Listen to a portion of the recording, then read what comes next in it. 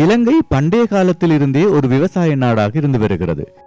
கிராம பொருளாதாரத்தில் முக்கிய வாழ்வாதாரமாக விவசாயம் இருந்து வருகிறது என்பது எமக்கு தெரியும். நாட்டின் நிலப்பரப்பில் சராசரியாக 2.6 மில்லியன் ஹெக்டேர் விவசாய நிலமாகும். இது நாட்டின் மொத்த நிலப்பரப்பில் சுமார் 42% இலங்கையில் விவசாயத்தை கருத்தில் கொள்ளும் போது 3 பிரதான உணவுகளாக பிரிக்கலாம். அவையாவன உணவு பயிர் செய்கை, பெருந்தோட்ட பயிர் செய்கை மற்றும் கால்நடை வளர்ப்பு. உணவு பயிர் செய்கையை கருத்தில் கொள்ளும் போது அது முக்கியமாக நெல், தானியங்கள், மக்காச்சோளம், காய்கறிகள், பழங்கள்.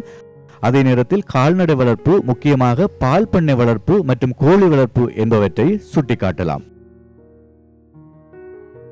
விவசாயம் சில தசாப்தங்களுக்கு முன்பு நாட்டின் மொத்த உள்நாட்டு உற்பத்தியில் குறிப்பிடத்தக்க பங்களிப்பை செய்துள்ளது. ஆனால் இன்று அது மிக குறைவான அளவையே காட்டுகிறது. உதாரணமாக 1950 42% இருந்த மொத்த உள்நாட்டு உற்பத்தி 2010 11.9%, இன்று இது சுமார் 9% உள்ளது. நாட்டின் உணவு பாதுகாப்பு மற்றும் உற்பத்திக்கு சிறு அளவிலான விவசாயிகள் முக்கியமாக பங்களிப்பு செய்கின்றனர். அத்துடன் நாட்டின் உற்பத்தியில் சராசரியாக 80% உள்ளது. பெறுமதி அடிப்படையில் சுமார் 1.65 மில்லியன் அளவிலான சிறு விவசாயிகள் எனலாம். சிறு அளவிலான விவசாயிகள் என்போர் 2 ஹெக்டேருக்கும் குறைவான சாகுபடி நிலத்தை கொண்ட விவசாயிகள். அவர்கள் விவசாயத்தின் போது பல்வேறு சிக்கல்களை எதிர்கொள்கின்றனர். குறிப்பாக காலநிலை மாற்றத்தால் அவர்களின் பயிர்களுக்கான சந்தை வாய்ப்புகள் குறைவதும் குறைந்தபட்ச விலைகளை நிர்ணயிப்பதும் அவர்கள் எதிர்கொள்ள வேண்டிய முக்கிய சவால்கள் ஆகும். ஐக்கிய நாடுகள் சபையின் உலக உணவு மற்றும் விவசாய அமைப்பின் கூற்றுப்படி விவசாய பெறுமதி சேர்க்கை என்பது ஒரு விவசாய உற்பத்தியானது உற்பத்தி நிலையிலிருந்து இறுதி நுகர்வு நிலை வரையான அனைத்து செயற்பாடுகள் மற்றும் செயற்பாட்டாளர்களை அடையாளம் கண்டு அவ்வனைத்து செயற்பாடுகளினதும் உற்பத்தி பெறுமதியை சேர்ப்பதாகும். இதில் உள்ளீடுகள், பயிர்ச்செய்கை, அறுவடை, வகைப்படுத்துதல், ஏற்றுதல், பொதியிடுதல், களஞ்சியப்படுத்துதல், போக்குவரத்து மற்றும் விநியோகம் ஆகியவை அடங்கும். இதன் பங்கேற்பாளர்களாக விவசாயிகள், உள்ளீடுகளை வழங்குவோர், உற்பத்தியாளர்கள், வர்த்தகர்கள், நுகர்வோர் மற்றும் விவசாய ஆலோசகர்கள், வங்கிகள் மற்றும் நிதி உதவியாளர்கள் போன்ற பிற சேவை வழங்குனர்களும் அடங்குவர். பெறுமதி சேர்க்கையை பிரதானமாக 2 முக்கிய வகைகளாக பிரிக்கலாம்: பாரம்பரியம் மற்றும் நவீனம். அதிக எண்ணிக்கையிலான உற்பத்தியாளர்கள் மற்றும் சில்லறை விற்பனையாளர்களால் கட்டுப்படுத்தப்படும் சந்தையை பாரம்பரிய விவசாய பெறுமதி சேர்க்கை என்று அழைக்கலாம். நவீன விவசாயம் பெறுமதி சேர்க்கை விநியோகத்தில் தங்கியுள்ளது. இது விவசாயம் தொடர்பான தொழில்களுடன் இணைப்பதன் மூலம் செயலாக்கப்படுகிறது.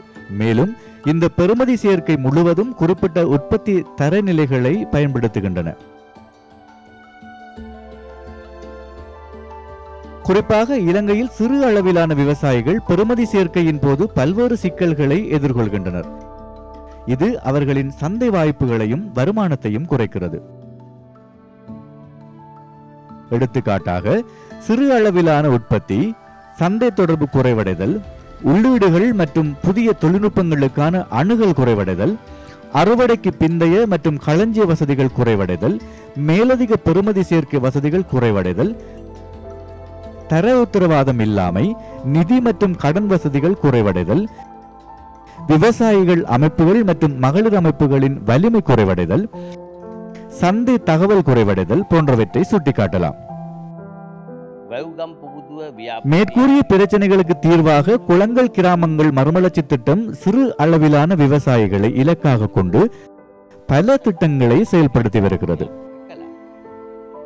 கிராமத்தை அடிப்படையாக கொண்டு தேர்ந்தெடுக்கப்பட்ட பயிர்களுக்கு சந்தை வாய்ப்பை இலக்காக கொண்டு பல வீட்டு தோட்டங்களை உருவாக்குதல், அதாவது வாழை, இனிப்பு தோடை கிராமங்களில் நிறுவுதல். ஏனைய விவசாய நிலங்கள் ஒரு சந்தர்ப்பத்தில் ஒரு வகை பயிரை மாத்திரம் வளர்ப்பதற்கான வசதிகளை வழங்குதல். உதாரணமாக, ஒரு கிராமத்தில் வர்த்தக காய்கறிகள் வளரும் அலகுகளை அமைத்தல்.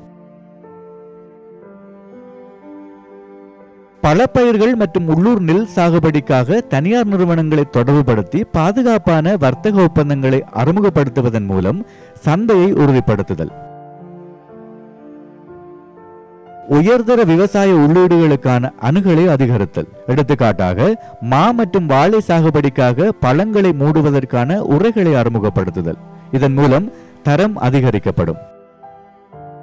அறுவடைக்கு பிந்தைய இழப்புகளை குறைப்பதற்கும் விளைச்சலின் தரத்தை மேம்படுத்துவதற்கும் தேவையான நடவடிக்கைகளை எடுத்தல்.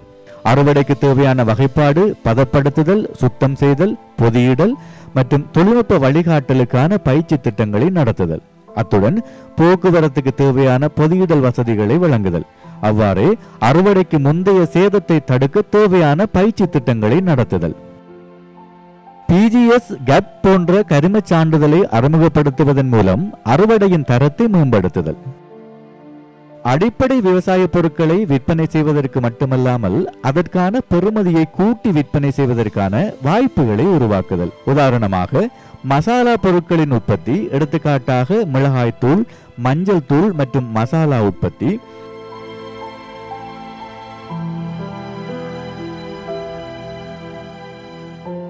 பால் சார்ந்த திரவப்பால், பால் தொஃபி உற்பத்தி செய்தல், தேங்காயிலிருந்து தேங்காய் ஐஸ்கிரீம் உற்பத்தி செய்தல், குரக்கன்மா, உளுந்துமா, அரிசிமா உற்பத்தி செய்தல், அரிசிமா, குரக்கன்மா, உளுந்துமா ஆகியவற்றிலிருந்து உணவை தயாரித்து சந்தைக்கு விற்பனை செய்தல். உற்பத்தியின் தரத்தை மேம்படுத்த பொதியிடல் மற்றும் லேபல் முறையை அறிமுகம் செய்தல். இங்கு பொருட்களுக்கான நுகர்வோர் தேவை அதிகரிப்பதுடன் உற்பத்தியின் சுகாதார பாதுகாப்பு மற்றும் சந்தை வாய்ப்புகளை உருவாக்குவதில் நம்பிக்கை அதிகரிக்கிறது.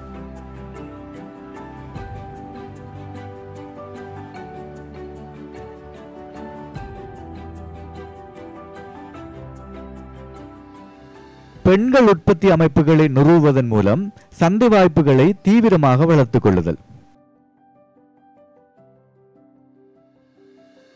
தனியார் மற்றும் பொது அதிகாரிகளுக்கு பயிற்சி அளித்து இணைப்பதன் மூலம் பயிரிடப்பட்ட பயிர்களின் விலைகள் மற்றும் தேவையான விவசாய தகவல்கள் போன்ற சந்தை தகவல்களை துல்லியமாக வழங்குதல்.